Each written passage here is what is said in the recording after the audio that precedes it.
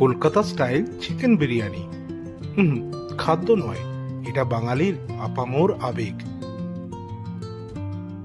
কলকাতা বিরিয়ানি মানেই শুধু খাবার নয়, এক আবেগ, এক সম্পদ।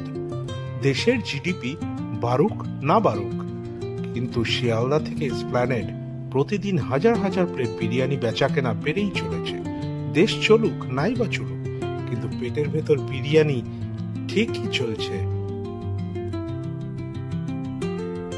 তবে বিরিয়ানি মানে যেটা তুমি ভাবছো, কাশ্মীরি কেশর, হায়দ্রাবাদি তেঁতুল, লখনৌয়ের নবাবি ঠাট, সেটা একটু ভুলে যাও। কলকাতার বিরিয়ানি মানেই আলু কই, এই একটা প্রশ্ন না শুনলে খাওয়াটা অসম্ভব।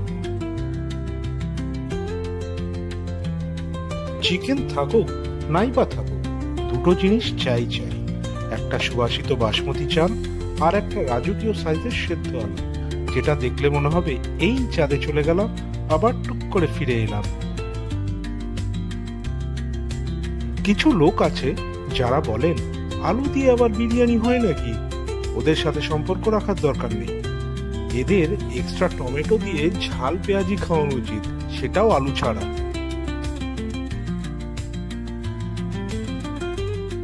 কলকাতার বিরিয়ানির মধ্যে একটা নাটক আছে।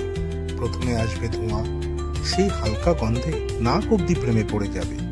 তারপর চাল, চিকেন আর আলু সবাই এসে বসে নাটকের মঞ্চে।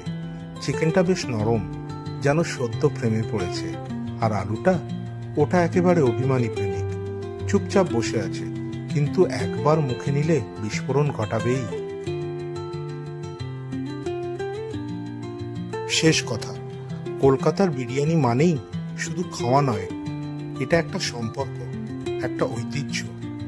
আলুর মতো নরম মন, চিকেনের মতো শক্ত আত্মবিশ্বাসী, আর চালের মতো ছড়িয়ে পড়া ভালোবাসা, সব একসঙ্গে ঢাকনায় ঢাকা পড়ে যখন উঠে আসে প্লেটে, তখন বোঝা যায় কেন ওটা কলকাতার বিরিয়ানি। আলু ছাড়া বিরিয়ানি যেন জীবন ছাড়া আত্মা। সুতরাং মনে রাখবেন, প্লেটে আলু না থাকলে সেটা বিরিয়ানি বলে না, বলে চালের চক্রান্ত। আমাদের ভিডিও যদি আপনাদের ভালো লেগে থাকে, তাহলে দয়া করে একটা ছোট্ট লাইক, সাবস্ক্রাইব আর কমেন্ট করে দেবেন। ভালো থাকবেন, সুস্থ থাকবেন, পেট ভরে বিরিয়ানি খাবেন। আর চলি, আবার আসবো নতুন একটা ভিডিও নিয়ে। টাটা।